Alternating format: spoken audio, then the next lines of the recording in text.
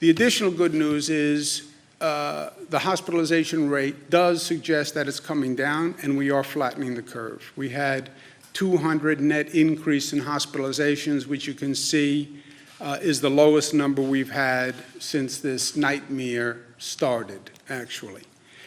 Change in ICU admissions is the lowest number we've had since March 19th or so. So all of this data suggests that we are flattening the curve so far, and the numbers are coming down so far. Our expression has been New York tough, because every day is tough on many, many levels. I get it. But every day that we are New York tough, we are actually saving lives. And don't underestimate this virus. I think that is a mistake we made from day one. We as the collective we as the global community. This virus is very, very good at what it does. We lost more lives yesterday than we have to date.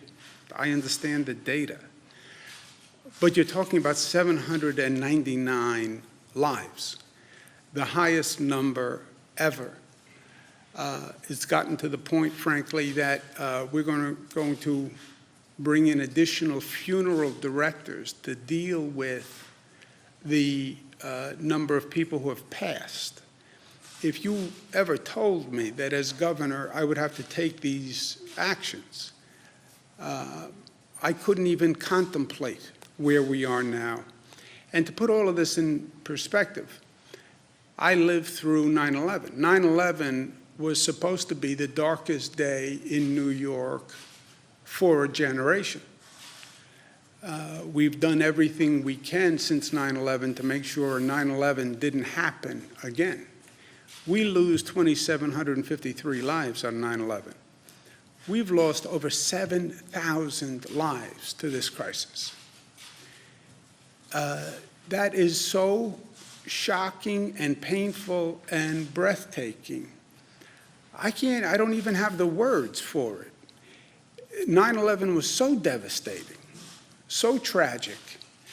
And then in many ways, we lose so many more New Yorkers to this silent killer. There was no explosion, but it was a silent explosion that just ripples through society with the same randomness, the same evil that we saw on 9/11.